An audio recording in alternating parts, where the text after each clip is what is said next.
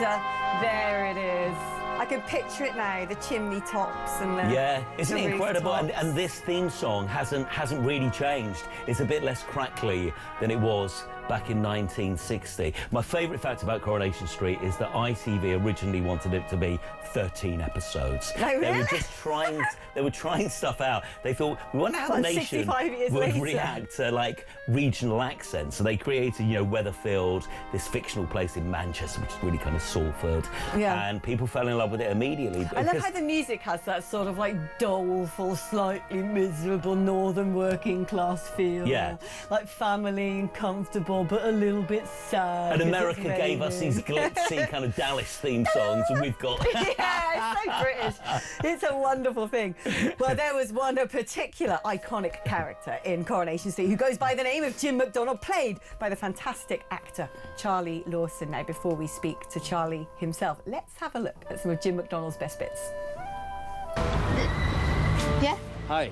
Listen, sorry just to drop in on you like this, but we just seen your house in the estate agent's window. I was wondering if we could have a wee look around. My name's McDonald, but everyone calls me Mac. Oh, I don't want to stand up row with the neighbours before we've moved in. Oh, fine. Well, I'll tell you this and I'll tell you no more, Mrs. Wilton. The day you see the night shift trooping out of my front door and throwing their empty fag packets in your garden, then you can complain, but not until then. Do you understand me? Ah, there we go. Amazing. Well, Charlie Lawson joins us now. Good morning, Charlie. Good morning. Oh, And, where's Alex, can I please say I showed your piece about Sadiq Khan to my wife the other day, and she was gobsmacked. Probably one of the finest moments of live television I have ever witnessed. So never mind Coronation Street, darling. Well done, you. Oh, thank you. Do you know what? My accountant phoned me yesterday to check my, you know, how I wanted to do my end of year accounts. And she said, I saw your bit about Sadiq Khan on television. Everyone seems to have seen that. It's got a life of its own. Anyway, Yeah. whenever I hear that, I'm like, oh, God, am I going to be in trouble? Someone's going to see it at some point who's going to really not like it. But there you go. I live to fight another day, at least for now. But yeah, where's the tash? Where's the shell suit? Oh Jesus! Listen, Alex, darling, I had just done a movie in 1989 or whatever, and it required a moustache. So when I did when I accepted Corrie, because the bill wanted me as well, it was one of those lucky moments that I was offered 2 jobs at once, and the more money was up in Manchester. But I had the tash from the bill, done a couple of episodes, and it was put in my contract that I could not remove it without permission. So I had to live with a bloody thing for 12 years. And trust me, you know, when you have to wash your face every time you put food in your gob, it's a complete pain in the rear end. Oh, is it like that, you know, the character in the Twits where you find yesterday's cornflakes sort of smuggled up between the bristles or something like that? Yeah, but good days. As I say, I did 11 years on the bounce, and because in the end, Alex, the character was really going nowhere when Liz McDonald left, so I went upstairs and had a glass of wine with the producer, and we shook hands, and I said, look, if I stay, you'll kill the character, so rather than that, let's shake hands. And consequently, I have been back, I believe, I'm told, about 7 times, which is the most revisited character played by the same actor in the history of soap. So I have something to shout about with.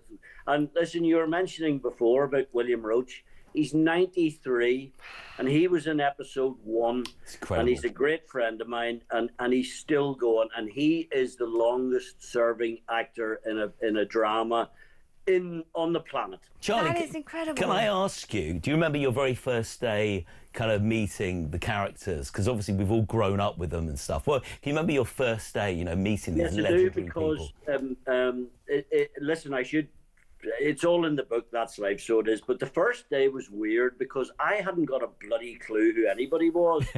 Everybody, however, had grown up with the programme and knew everybody. And as I say in the book, I mean, I walked into the green room and I sat down, and Brian Mosley, God rest his soul, who played Alf Roberts, came up to me and he said, "You can't sit there, Charlie, that's Julie Goodyear's chair." And I said, "What is it? Has it got a name on it or something?" You know?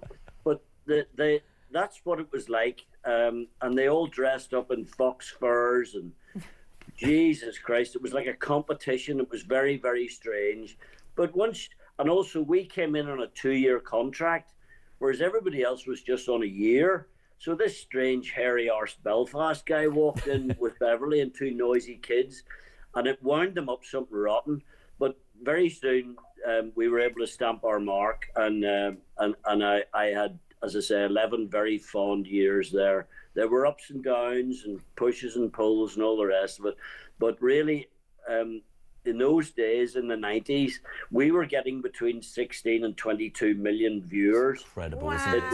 It was amazing. And now when you think about it, there's 3 million people. And as I said to your pal, Alex, dear Mr. O'Sullivan, I said to him ages ago, I said, Kevin, in 10 years, he agreed with me. We were saying in 10 years' time, we don't think there'll be a Corrie. Oh, do you know, it's amazing because, like, a lot of programmes, wasn't it originally what you were saying, 13 episodes or something, 13. commissioned, and then 65 years later, it's still being made. And very often with a lot of stuff, you know, they sort of drag it out and you think, oh, you should have cut it off in its prime. But what do you make of Coronation Street in 2025? Does it still have what it used to have? Well, it's totally different, Alex, darling, and like Debbie would tell you all about it. I don't watch the damn thing because it's on the time. It's the time for the pub. But to be brutally honest, but listen, in my day, it was very simply character driven. Okay, predominantly by the women, and that was it. It was character driven. Now, as you well know, you two, and I know to my cost.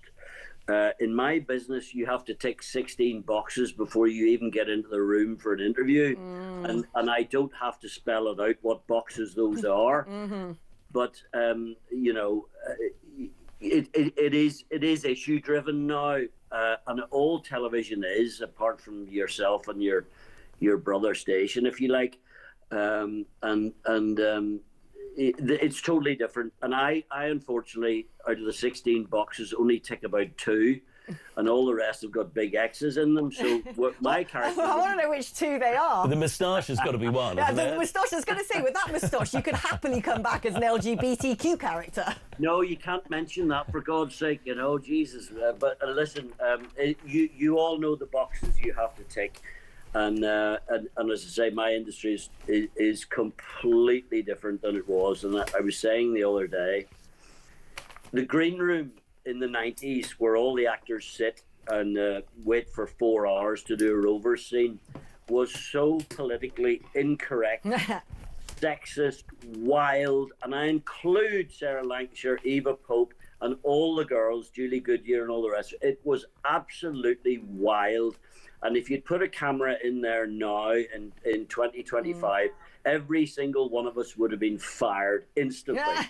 Well, I'll tell you what, Charlie, next time you'll have to come down to the studio because the wildness still reigns here and talk. I can tell you that for free. It's all on the floor. Yeah, especially during the advert breaks. I would easily get cancelled and driven out of the country or put in the slammer by Starmer if you heard what I said off air. Not by me, darling. Oh, do you know, I'd love to meet you in person, so get on down at some point. Charlie, thank you ever so much for joining us. It's been a real privilege.